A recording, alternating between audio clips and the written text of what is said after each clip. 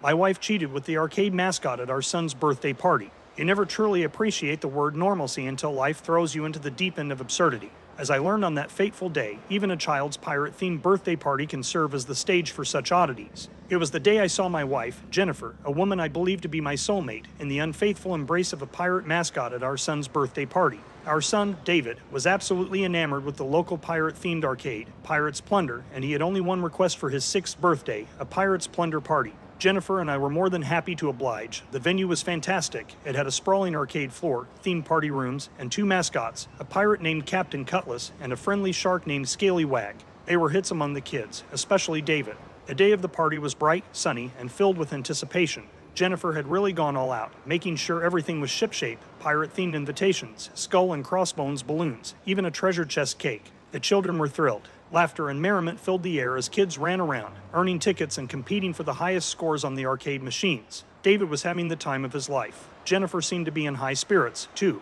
Her eyes sparkled as she watched our son enjoying himself, her laughter mingling with the children's. The moment should have been perfect, until I noticed something odd. Captain Cutlass, in all his oversized, overstuffed glory, was paying more attention to Jennifer than the kids. She was laughing at his jokes, posing for pictures, and even partaking in some playful banter. I shrugged it off initially, attributing it to the festivities' infectious energy. But as time passed, their interactions seemed less innocent. I tried to brush it off, telling myself I was imagining things, until I saw them sneak off into a door labeled employees only. My heart pounded in my chest as I quietly made my way towards the door, careful not to attract any attention. With a deep breath, I pushed the door open, only to find Jennifer and Captain Cutlass in a passionate embrace. A rush of shock, anger, and disbelief washed over me, the image forever imprinted in my mind.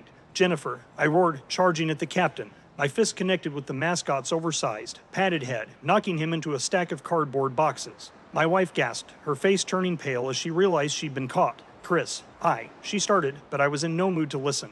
I grabbed her arm and practically dragged her out of the back room, ignoring her pleas for me to calm down. I was seeing red, my heart pounding a ferocious rhythm in my chest. Re-entering the party, we plastered fake smiles on our faces, refusing to let our personal drama overshadow our son's big day. We cut the cake, sang, and laughed, but it was all a bitter performance. Once the party ended and we'd packed everything into the car, the silence was deafening. We didn't speak until we were back home. David tucked into bed, his face smeared with the remnants of his birthday cake. Jennifer tried to explain, to justify, but her words fell on deaf ears. I felt a cold fury burning inside me. Every word she spoke was a reminder of her betrayal. Chris, it was a stupid mistake, she said, tears streaming down her face. A mistake, Jennifer. You don't just accidentally cheat on your husband with a goddamn pirate mascot. I snapped. My voice echoed through the silent house, mirroring the hollow ache in my chest. I don't know what I was thinking. I'm sorry, she whispered, her eyes pleading for forgiveness. I wanted to believe her, to take her in my arms and forget everything, but the image of her with Captain Cutlass kept replaying in my mind. Sorry doesn't cut it. Jennifer, I said, my voice flat. You broke us, you broke our family. I messed up. Chris, she sobbed. I know I messed up.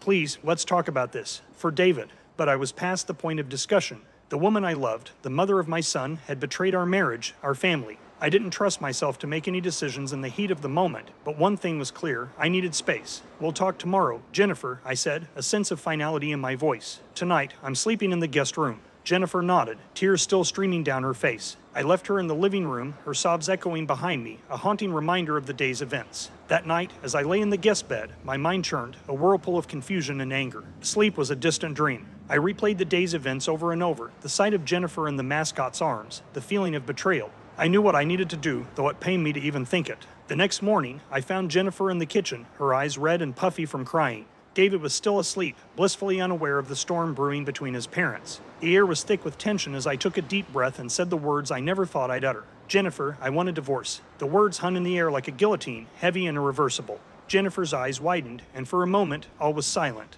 Then, a sob broke the silence, a mournful sound that echoed the breaking of our once happy home. Life, as it seems, is full of surprises, and sometimes those surprises come in the form of pirate mascots at a child's birthday party. As I embarked on this new, uncharted course, I couldn't help but think of the innocence and joy that had kicked off the day before. A child's birthday party turned into the catalyst for a life-altering revelation.